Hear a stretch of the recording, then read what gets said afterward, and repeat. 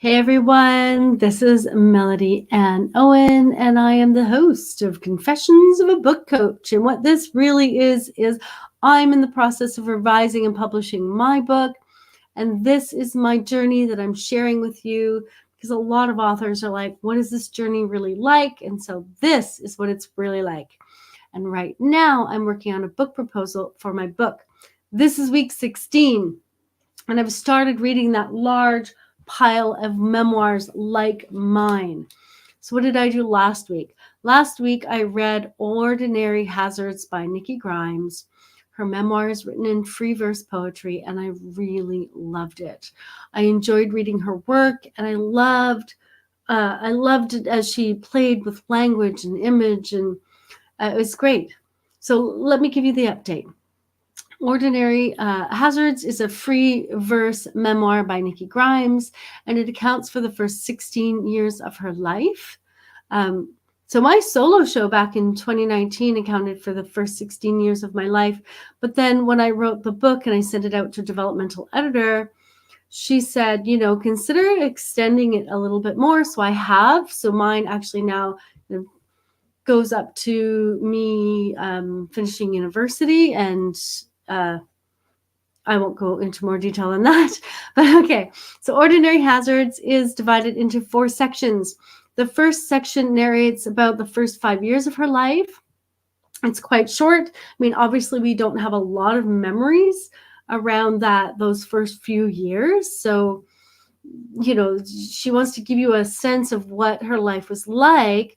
She was kind of living in chaos, kind of living with her mom, and her mom had mental health issues, and so she was trying to deal with that as a 4 or 5 year old. So of course there are not a lot of memories, but she does have something there. Certainly gives you context for the rest of the memoir, which the other sections are all larger than the first section.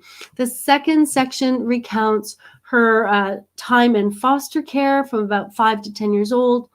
These were happier years, although it took her some time to settle into it. These were happier years because the family her foster family really, she was just one of the family. She wasn't a foster child. Now, the third section deals with her return to her mother and her mother's abusive boyfriend, and it covers from about 10 to 13 years old. And the fourth and final section deals with Nikki Grimes' emotional separation from her mother. So to make that clear, what do I mean by an emotional separation? Sometimes when your parents are abusive, toxic, neglectful, you may remain living with them, but you literally you separate yourself from them emotionally, even though you're not separated from them physically. So in the last section of the book, I would describe it as her emotional separation from her mother, where she continued to live with her mother, but she really didn't connect with her. She didn't depend on her. There really wasn't that mother-daughter relationship that you might expect. She reconnected with her father, and she started discovering herself as a creative, as a writer, as an artist, as a capable artist, not just someone who, all her life she wrote and she had journals. But this is like that last section around, 13 to 16.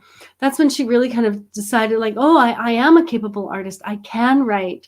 Some of her teachers would look at her work and say, you're really, really good. So the book ends when she's about 16.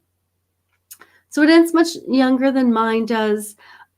She does leave the reader with possibility, but she doesn't show that next level of growth, that next stage of young adulthood, which is fine. My memoir does move past that stage into young adulthood, showing my journey to university as well. Okay, so like me, Nikki Grimes has few records of her past. I have very little of my past. She must rely on her fragmented memory, and some of her memories are missing. This is what memoir is about, right? We don't remember everything. Things are missing. We have to fill things in the best we can. So she used a section called the notebook, which that was what she used to kind of fill in things that she couldn't remember, or things that she no longer has, details she no longer has. And as she said, she's like a faulty or fragmented memory. We all do. I have a fairly clear memory of the events of my past, although I do recognize that it's tainted with my own point of view. And of course, it's not full. All memoirs are tainted by the writer's perspective. And I appreciate that Nikki Grimes mentions this at the end of her book. I love the free verse and how it allows her to dip in and out of moments and images, and while still pulling together a fairly cohesive narrative. She's done a really good job on that. I mean, it's an award-winning book. All writers can learn from her work, and I think that all writers can learn from the work of poets. I think there's something in poetry that using the fewest number of words to say the most you can say. And I love that about her. And I'd like to carry that into my writing, into my memoir as well, next time I revise it for the umpteenth time. So it was published, this book, Ordinary Hazards, was published by Word Song. I was calling Wind Song. Word Song. If I understand, it's a U.S. publisher that is dedicated to poetry, which is really unusual. They may be the only ones. Kirkus Reviews described Ordinary Hazards as, and I'm going to quote here, raw, heartbreaking, and ultimately uplifting. I couldn't agree more. Both Ordinary Hazards and my book are meant for 14 plus because of how they deal with the subject matter. And they're both, I think they can fit into similar categories. And so it was interesting for me to see the categories for Ordinary Hazards. And it was teens and young adult nonfiction, teens and young adult family, teens and young adult biography, and memoir. So I need to keep that in mind for myself. Of course, her book is free verse. Mine is not. Mine is prose. But she's an award-winning author. She's amazing. And yet I think there are things, I think the age groups are similar. She wrote from the perspective of a child of that age mostly.